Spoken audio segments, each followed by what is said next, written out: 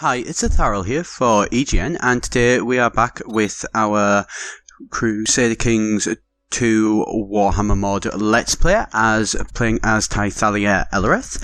And so today we are going to be looking at, first of all, claiming the last vassal of Moranion, the High Prince of Yvresse. He does obviously still have like Baron sort of level people, but you know, that is pretty much the last main lord who owns some actual decent size of land left for us to take. So definitely something that we are looking forward to finally being able to do. We are here looking at bringing in pretty much the full weight of our elven armies, and Tythalia is going to basically order everybody, all of her vassals that she's able to, who do have lands in Ulthuan, to be contributing elves to this battle, is raising up an army of over 8,000 men, elves, so you know that is quite a sizable force to be able to bring to bear on one guy. Obviously he has managed to bring in an ally of his own to the war, but you know that's nothing really too much to be worried about or anything like that at all, of course.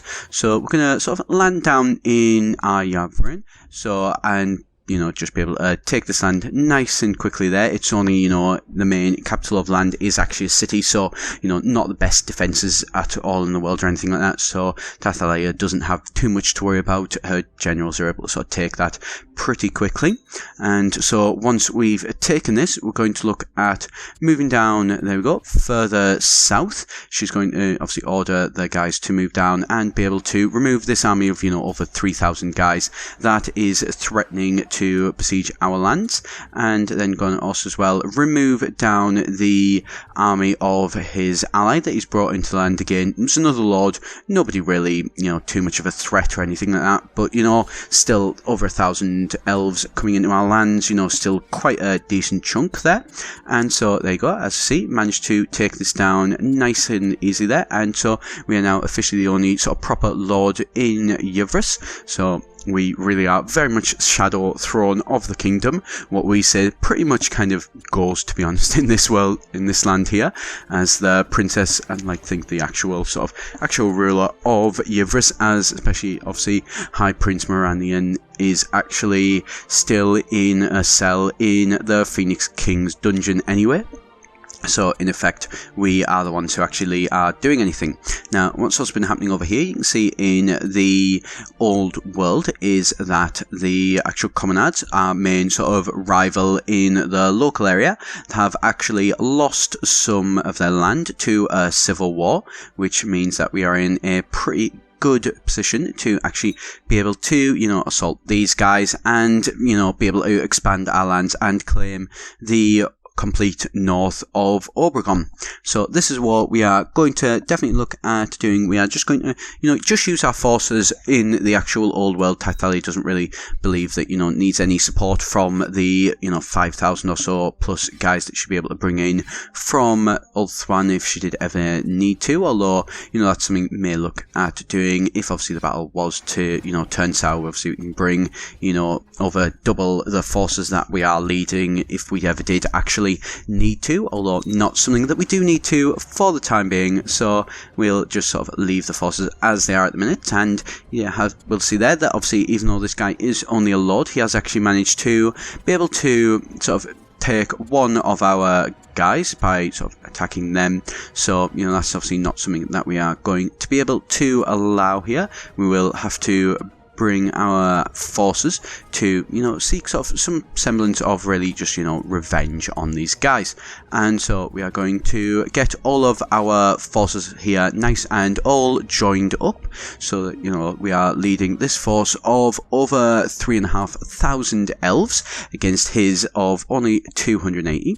You see there that obviously as well that Tythalia in her rest has actually caved into some of the desires of the elves. They obviously do struggle quite a lot with holding back their emotions and actually making sure that, you know, they aren't actually just, you know, doing whatever they want and giving in a desire, like the Dark Elves obviously do in the world. So she does do it very briefly, and obviously very quickly does realise the error of her ways, so she is just going to, you know, reject all of that and try to go back to the side of ultra focused, just focusing on doing what is best for her kingdom and leading them as best as she is able to.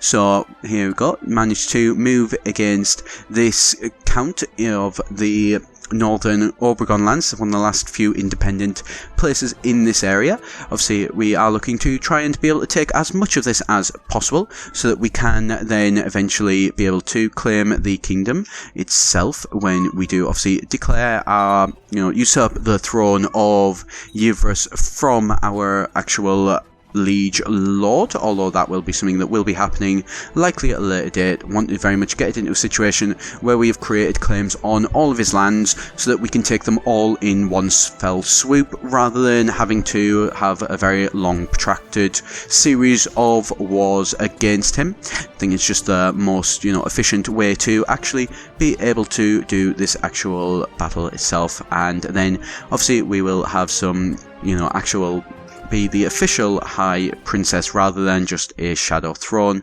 and make things go a lot smoother for us there. So you can see here that we are, you know, receiving, Tythalia does receive reports that these lands are going down nice and easily. So we do have a next one, which is a castle obviously that we need to get past, so that is going to take us a little bit longer than the city of the original one. You know, just going to have a look through. Tythalia is having a look at what's going on all with obviously her family. And there we go, the wound that we got from caving into the more base desires in that event chain has finally scarred over. Not a bad thing. It does actually mean that, you know, at least it's not minus to our health, and I think it does actually give us a bonus to prestige even. Not that obviously we need it. As you can see, obviously our prestige is over 5,000, and obviously with our piety of nearly 2,000 as well, you know, it's safe to say we are adding a lot to our war score of, you know, 7,000 if we were to die today. Although obviously that's not something that's going to happen. We will definitely be looking at expanding that further before Tythalia does leave this world, obviously. And so just having a look here, obviously, at seeing what's going on with his other vassals. We are actually trying to take some of Moranian's, or get claims, I should say, on Moranian's lands here, so that we can look at, obviously, usurping him from the throne of Yvresse. That's probably going to take us a little bit of a while to be able to get all the lands that we need, but we will obviously deal with that when and as we can. Obviously, make sure that our gold coming in is nice and high, obviously, so that we can actually be able to afford to buy these fabricated claims. As you can see, we do have quite a large pot of money regularly coming in.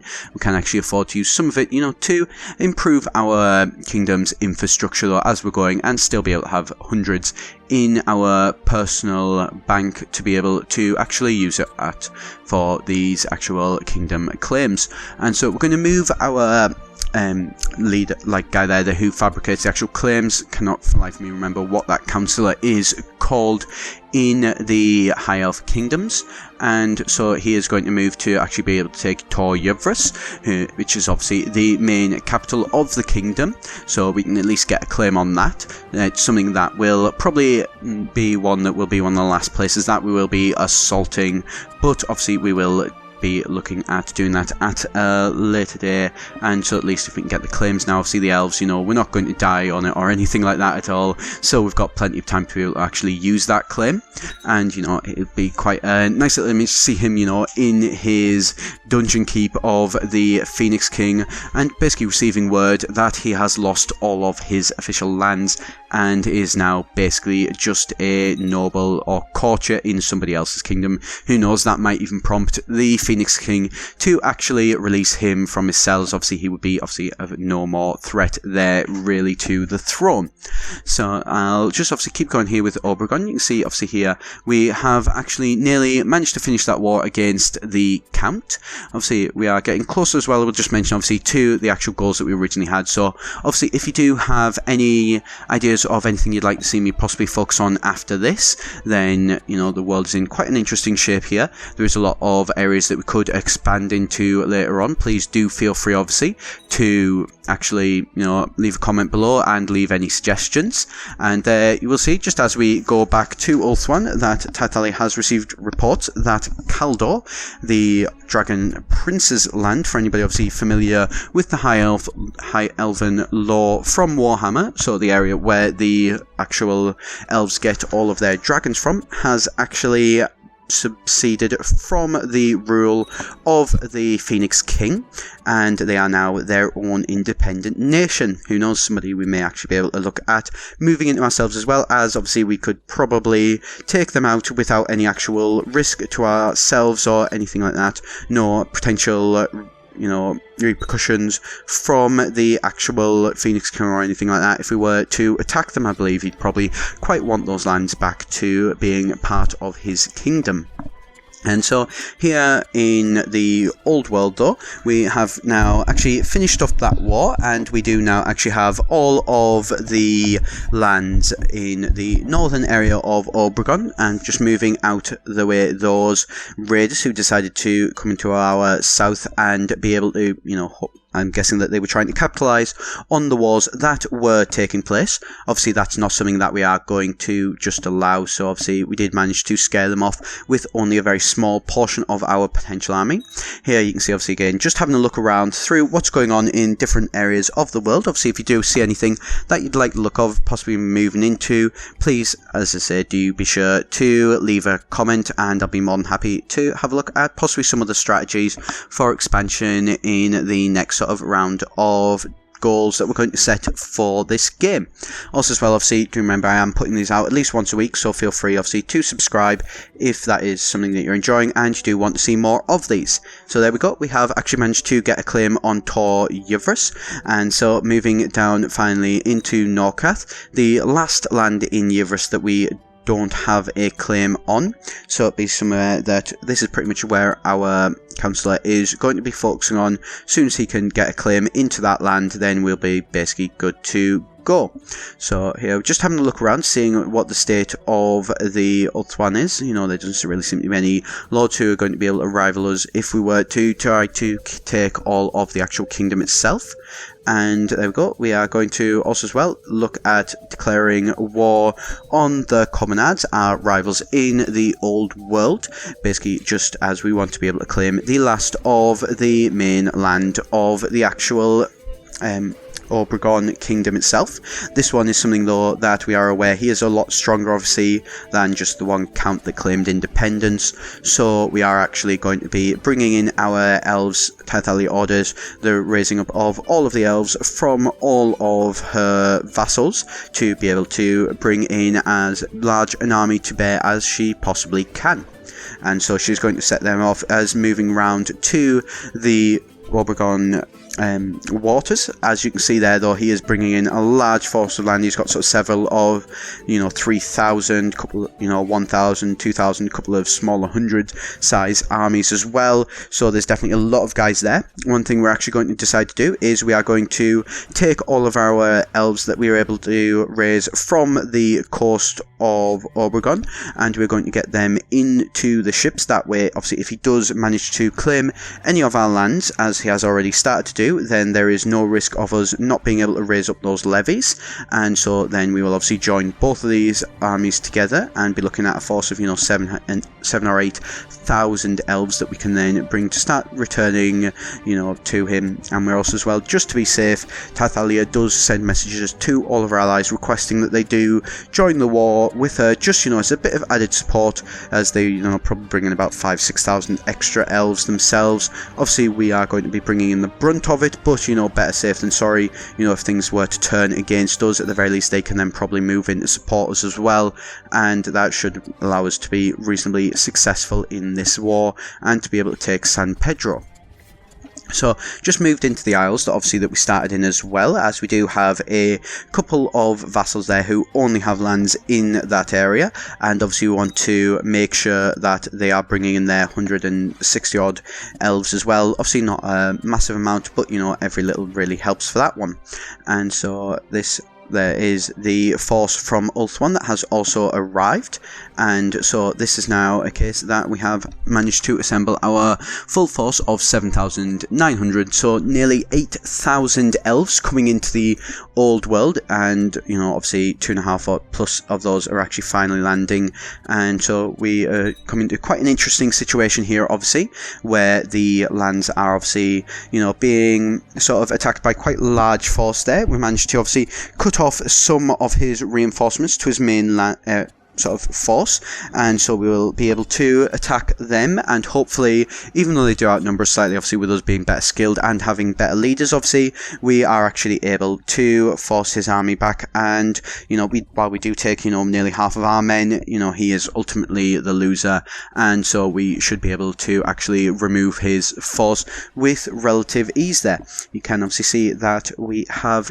pretty much won this whole battle purely this whole war purely just through battles, even though he has obviously besieged our lands. So if we remove a couple of these and bring them back under our control, there we go, we have actually managed to be successful and now officially own all of the mainland of Obregon, although there is obviously still the king in his small island fortress that we will obviously need to deal with at a later date. So that's pretty much how everything's going to go today, so thank you very much for watching. Obviously, do be sure to subscribe for more videos coming out every single week here at EGN. So hope you have enjoyed today, and I shall see you next time here at EGN.